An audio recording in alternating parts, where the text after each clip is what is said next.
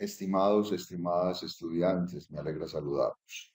Este video que quiero compartirles trata sobre una asesoría de la unidad 3, debido a que no pudimos encontrarnos en el festivo. Entonces vamos a aprovechar al máximo. Tratará de técnicas de validación con usuarios. Validar es simplemente investigar con los clientes o con los usuarios cómo se sienten con un producto o servicio que estemos ofreciendo. Por ejemplo, CENSA investiga con los estudiantes, hace preguntas cómo se siente con el profesor, cómo es la metodología, cómo les gusta cuando los atienden en la entrada de CENSA, cómo se comporta el vigilante, etcétera, etcétera, etcétera. Entonces, hay diferentes técnicas para validar con los usuarios o clientes eh, cómo es el servicio, cómo son los productos. Si yo le doy clic en empezar, recuerden que esto es una asesoría, yo avanzo acá con esa flechita y aquí podemos ver los temas a tratar en esta unidad. Técnicas de validación. Encuestas, que es una de las técnicas cuantitativas más interesantes. Grupos focales, que es trabajo en grupo, en varias personas.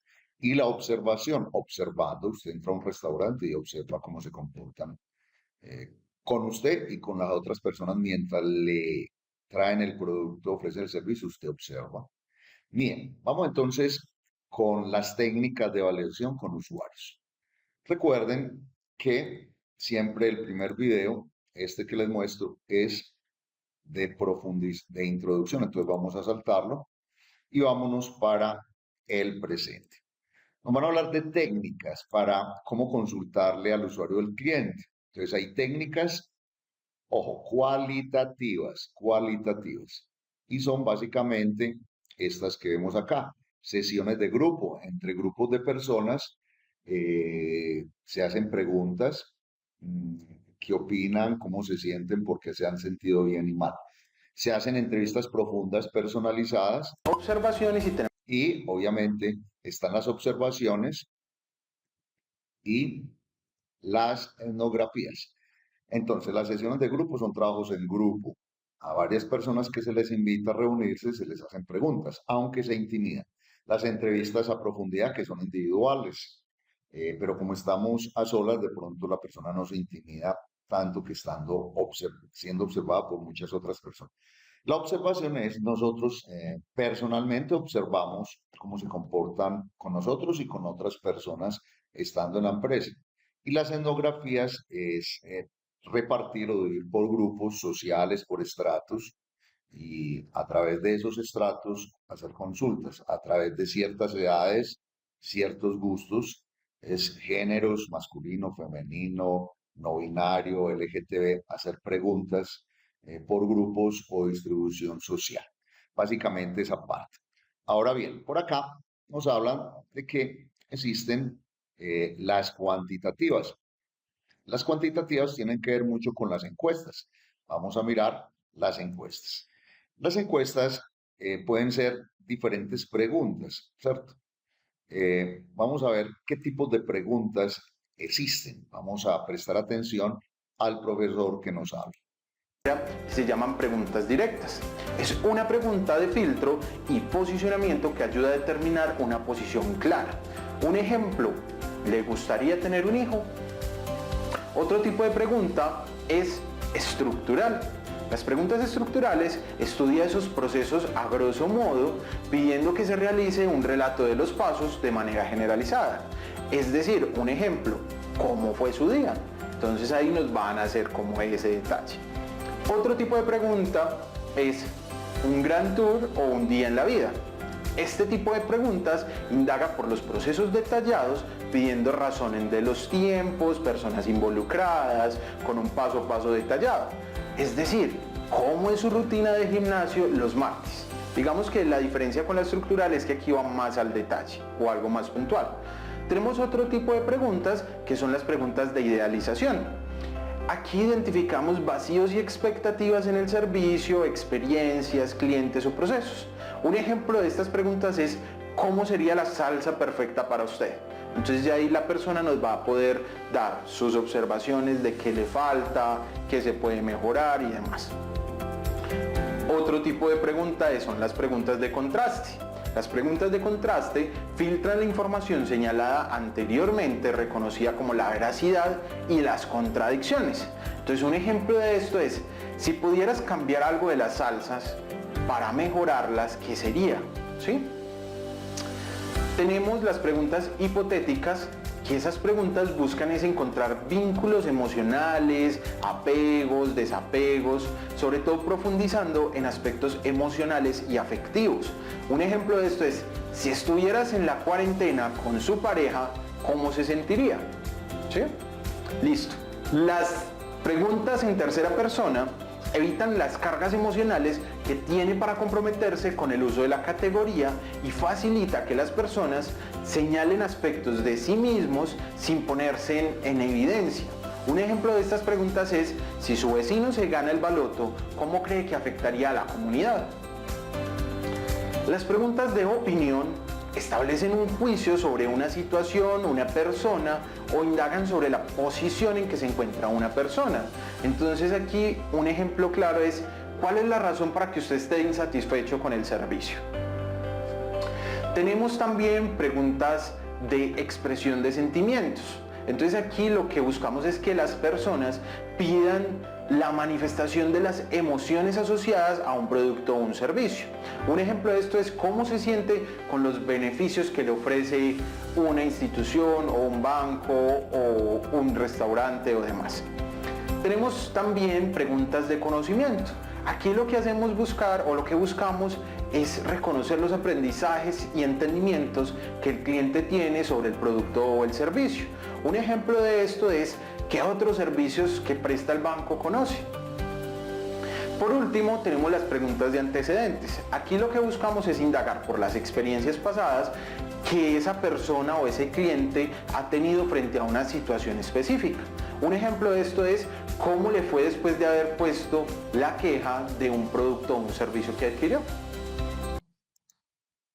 Ok, ese es el bloque 1, ¿sí? Técnicas de validación con usuarios. Vámonos ahora para el bloque 2, que son las encuestas. Recuerden que las encuestas son un tipo de validación cuantitativa.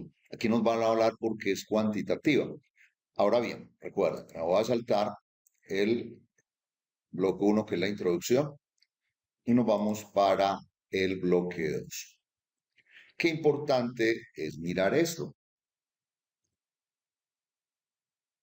Podríamos definir encuesta como un conjunto de preguntas que no sean muy extensas, pueden ser 3, 4, 5, máximo 10 preguntas, que se le hace a un público variado o también a un público de un mismo estrato, de un mismo sector, de unas mismas características, para obtener resultados sobre un producto o un servicio. Preguntas como ¿qué edad tiene? ¿A qué estrato pertenece? Si es empleado o desempleado.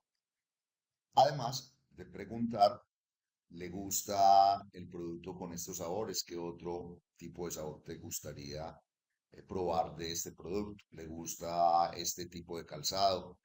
¿Qué color le gusta del calzado? ¿Qué color le gusta de un jean? ¿En qué está de acuerdo y desacuerdo con el producto? ¿Cómo se enteró de este producto? ¿Le gustaría enterarse de un producto de forma tradicional o por medio de las redes sociales, WhatsApp, Facebook, Instagram, TikTok, etcétera? Entonces son preguntas breves que hay que tener en cuenta. Una de las grandes ventajas de esto es que ya se puede hacer por internet, aunque se puede hacer de forma tradicional. Sin embargo, los invito a que observen las principales características de hacer una encuesta y ventajas que tiene hacer una encuesta a través de los medios digitales. Son prácticamente hechas por nosotros, ojalá con una buena descripción, buena ortografía y que sean breves las preguntas. Vamos a escuchar entonces las ventajas de hacer una encuesta vía internet hoy por hoy para averiguar cómo se siente un cliente con un producto o servicio o cómo le gustaría un producto o un servicio. Atentos. Primero, tiene menor costo, no necesita contratar encuestadores y no hay costos adicionales por mayor número de encuestas. Permite utilizar imágenes y gráficos de los cuestionarios haciéndolos más atractivos y fáciles de llenar. Puede ser configurada para que sea anónima. De esta forma logramos resultados más reales. Permite tener resultados y análisis de datos en tiempo real. Y por último, nos permite entrar al mundo web, donde actualmente se encuentran los clientes y los usuarios.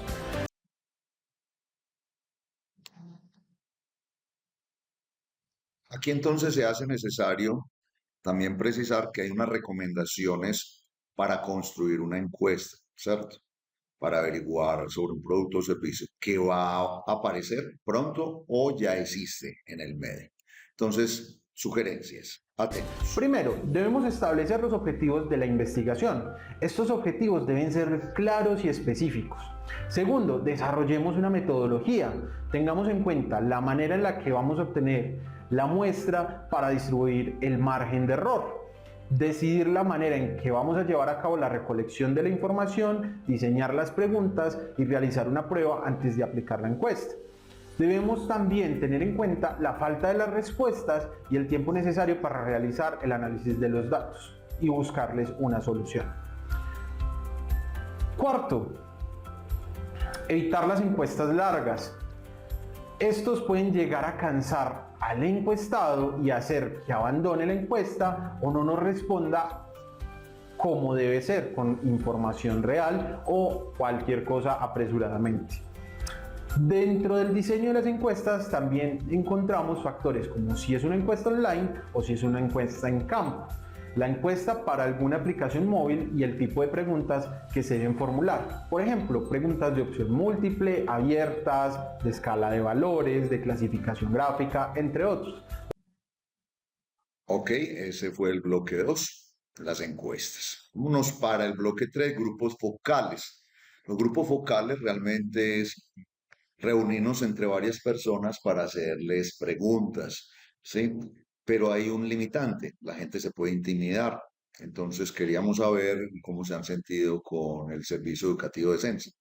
Y supongo que ustedes están acompañados de compañeros. Hay estudiantes que les da temor decir todo o no se expresan bien. Se pueden tapar realidades. Ese es el limitante. Ahora bien, vámonos, esta es la introducción, vámonos para la profundización y vamos a tener en cuenta ciertos detalles. En este espacio, entonces, vamos a analizar los pasos fundamentales para trabajar en grupos focales. Recuerden, es un grupo de personas reunidas para que respondan sobre servicios o productos que van a recibir o ya han recibido. Entonces, miremos estas recomendaciones. Atentos. Uno de ellos es definir el objetivo de la investigación. Aquí tenemos que establecer el tema que vamos a analizar a profundidad. Si de pronto seleccionamos más de uno, debemos tener en cuenta que no podemos cubrirlo completamente a fondo. Es por esto que a veces cuando seleccionamos varios temas tenemos que hacer varias rondas de grupos focales para poder obtener toda la información. En un segundo paso tenemos la selección de las preguntas para el proceso de discusión. Aquí debemos crear una lista de preguntas y sugerencias de discusión que nos van a ayudar a recopilar todos los datos que necesitamos. Debemos recordar hacer preguntas abiertas que nos fomenten esa participación de las personas que están participando y que no simplemente nos digan sí y no, sino que nos puedan dar sus opiniones y justificar sus respuestas. En un tercer punto tenemos establecer a un moderador. La discusión del grupo pues debe ser facilitada por una persona, mientras que otro miembro del equipo debe encargarse de tomar las notas. El trabajo del facilitador es guiar esa discusión y fomentar nuevas ideas en los participantes. Esta tarea puede fallar si también necesitamos detenernos para escribir ideas y reacciones importantes de los participantes.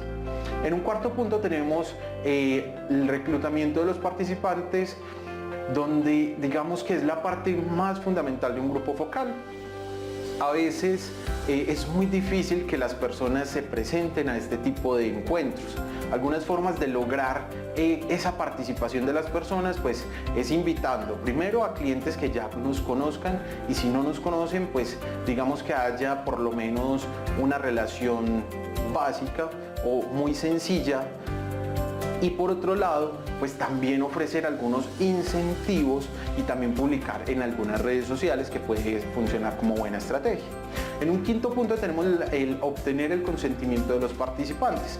Antes de iniciar cualquier proceso de estos grupos focales, es importante que los participantes firmen un formulario de consentimiento de participación, donde vamos a reiterar el objetivo de la participación, de la investigación y las pautas de su participación. Como último punto, o en sexto lugar, tenemos el comienzo del proceso de la investigación. Ya aquí vamos a intentar iniciar, para romper el hielo, invitar a todos los participantes a que se presenten y luego vamos a empezar a ejecutar esas preguntas que ya habíamos desarrollado. Ok, eso es entonces la parte de los grupos focales. Llevamos entonces lo que es técnicas de validación, fue el primer bloque, una introducción. Luego empezamos a ver las técnicas, la primera fue la encuesta, la segunda los grupos focales. Y vamos entonces para la última técnica, cuarto bloque, que es la observación. Este es un tema que es muy cotidiano. La observación es usted observar siendo un cliente o siendo integrante de un servicio o un producto, usted mirando a la distancia. Por ejemplo, cuando uno entra a un restaurante y ya lo han atendido, o mientras lo están atendiendo o no lo han atendido, uno se sienta a observar también a la gente como los meseros o las personas que están ofreciendo el producto, la comida rápida, las salchipapas, o cuando uno está en un almacén, mientras lo atienden, uno mira también cómo están atendiendo a los otros, ¿cierto? Es observar. Observar puede ser muy subjetivo. Es decir, a veces una sugerencia que le hace el vendedor al cliente, no todo el mundo la acepta como algo agradable. Hay gente que mira, no, lo regañó. Algunos miran, no, pero como que no le gustó al cliente como le habló, ¿cierto? Porque le sugirió esto. No se siente acá, no toque esto, no toque la vitrina, etcétera. Entonces la observación debe ser muy objetiva, aunque se presta para que cada uno de nosotros reaccionemos de diferente forma. No da un resultado al 100% como lo esperamos porque todo el mundo no observa igual. Por eso se llama subjetivo. Sin embargo, vamos a prestar atención a la profundización. Esta es la introducción. Vamos a prestar atención a la profundización. ¿En qué exactamente? Ya les voy a decir. Enfocarnos en la observación. Es importante también entender que la observación no es cualitativa, ¿cierto? Depende mucho de los sentidos de nosotros. La vista, el oído, el olfato, el gusto, la piel. Es muy sensorial y por eso se puede volver subjetivo. Sin embargo, esto requiere también tiempo. La observación requiere un tiempo. Entonces hay cuatro tipos de observación. La observación cualitativa. Vamos a prestar atención cuáles son los cuatro tipos de observación que es cualitativa. La primera es observador completo. En este tipo de observación cualitativa, el investigador es completamente desconocido para la audiencia, lo que le da más libertad para hablar, ya que se hace que los participantes sientan que no están siendo observados o juzgados. Cabe mencionar que en este método de observación cada vez pierde más terreno debido a que conlleva tener más problemas de privacidad. Hoy en día uno no puede observar a otra persona sin su consentimiento. Aunque este modelo es la única opción para hacer algo en un lugar público, como en un salón, un restaurante o una cafetería, la otra alternativa podría ser tener una cámara que registre la discusión que se está teniendo dentro de un grupo. Segundo, tenemos el observador como participante. En este tipo de observación cualitativa, el investigador es conocido por el grupo del enfoque o por las personas de la muestra que se someten al estudio. En este tipo de estudio, el objetivo final del investigador es conocido por todos. En este caso, el observador puede, si lo desea, jugar un papel activo en la discusión. Claro que se prefiere que sus opiniones y sugerencias estén limitadas para que no influya en el resultado de la investigación. En tercer lugar, tenemos el participante como observador. En este tipo de observación, el investigador participa abiertamente de la discusión del tema. Y claro, los participantes saben que el observador es la persona que está investigando. Por último, tenemos participante completo. Este tipo de investigación se utiliza para temas secretos o áreas de investigación que se deben tratar con mucho cuidado. En este caso, el investigador suele estar completamente sincronizado con los participantes. Las discusiones fluyen libremente y el investigador se deja llevar por la discusión. Ok, jóvenes, básicamente es este, entonces, la asesoría sobre la tercera unidad, que son las técnicas de validación. Y recuerden que comenzó con un primer capítulo llamado técnicas de validación, o sea, como una introducción al tema. Luego se habló de la encuesta, que es muy cuantitativa, luego de los grupos focales y por último este tema de la observación, que es muy de nuestra vida cotidiana, observar, ¿cierto? Espero que vuelvan a revisar los videos, ¿cierto? Me enfoqué sobre todo en los temas más fundamentales. No hablé completamente al 100% de todo, sino los temas fundamentales. Cosa que les recomiendo que repasen, no se confíen solamente en la asesoría mía. Me gasté más o menos 20 minuticos en esta asesoría, pero repito, qué bueno que vean la parte final de cada uno de los videos de profundización, donde no hablé de algunos temas de la parte final de los videos de profundización. Espero pues que hayan disfrutado esta linda experiencia, la unidad 3 de la guía de desarrollo de ideas de negocio. Esto fue una asesoría de la unidad 3. Técnicas de validación. Les mando un abrazo y estaré atento a dudas. Muchas gracias.